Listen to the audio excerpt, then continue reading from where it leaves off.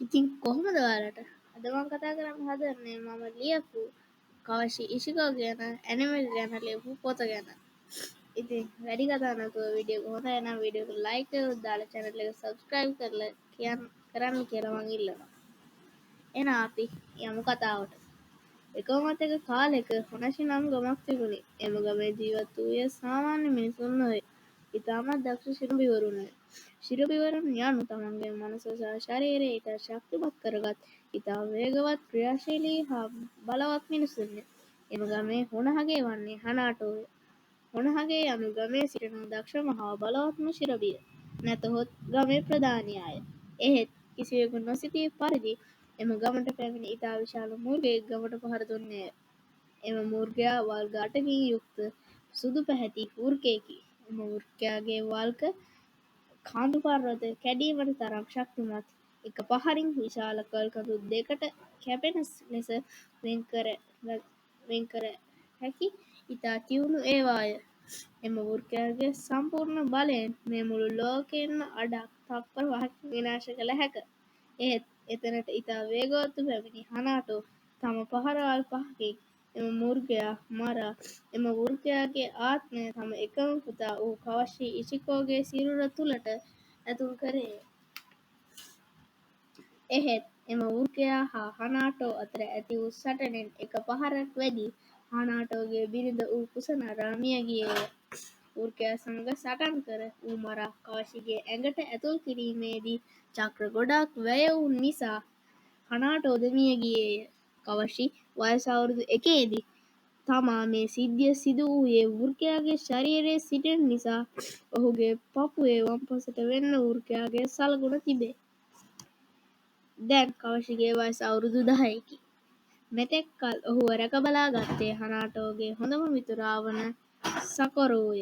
සකොරෝට දුර රටක විශේෂ මෙහෙයුමකට කවෂිව හොනෂි ගමේ තනිකර දමා යාමට සිදුවුණි. එම මෙහෙයුමේදී සකොරෝ මිය ගිය බව ගම්වාසීන් පැවසුවේය. සකොරෝ කවෂිට ඔහුගේ පියා පිළිබඳ කිසිවක් නොකියා තිබුණි.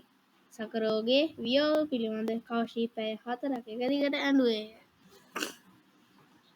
ඔහුගේ ඇඟේ සිරකර ඇති වෘකයා පිළිබඳ දන්නා අය ඔහුව සැලකුවේ රකුසෙකු මෙනි.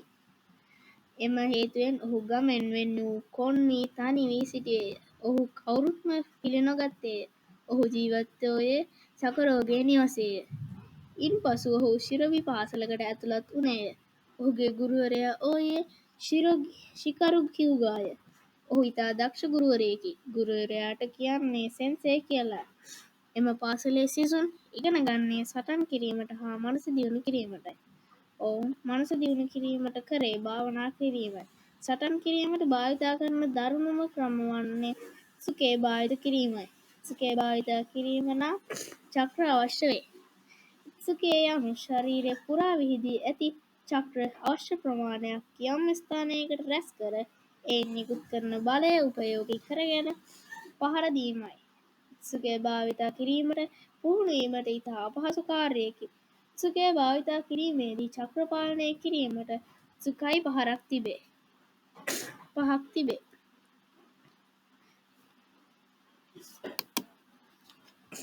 ඉතින් මේ තියෙන්නේ ඒ සිරුරේ චක්‍ර පැතිරී ඇති ආකාරයයි. ඉත්සුකේ එකක් යනු චක්‍ර පාලනය කිරීමට ඇති දොරටු වැනි දෙයකටය. කවෂි මේ වන විට ඉත්සුකේ පුහුණු වෙන ගමනුයි සිටින්නේ. එහෙත් ඔහුට එය කිරීමට ගොඩක් අපහසුය. දැන් කවෂි රැයක් දවාලක් විවේකයක් මහන්සියක් හා නින්දක් නොතකා තම පුහුණුවීම් වල යෙදුණි. ඉත්සුකේ කිරීමට නම් අතින් විවිධ රටා මැවිය යුතු වේ. මෙම රටා මවා තම චක්‍ර පාලනය කර හැකි වේ. ඔහු එක දිගටම පුහුණු වී අවසානයේදී ඔහුට ඉත්සුකේ කිරීමට හැකියාව ලැබුණි. ඉතින් මම මෙතනින් මේ වීඩියෝ එක ඉවර කරනවා. එහෙනම් ඔයාලා අහගෙන හිටියා නම් වීඩියෝ එක හොඳයි නම් වීඩියෝ එක ලයික් එකක් දාලා channel එක subscribe කරන්න කියලා ඉල්ලන ගමන් මම මේ වීඩියෝ එක ඉවර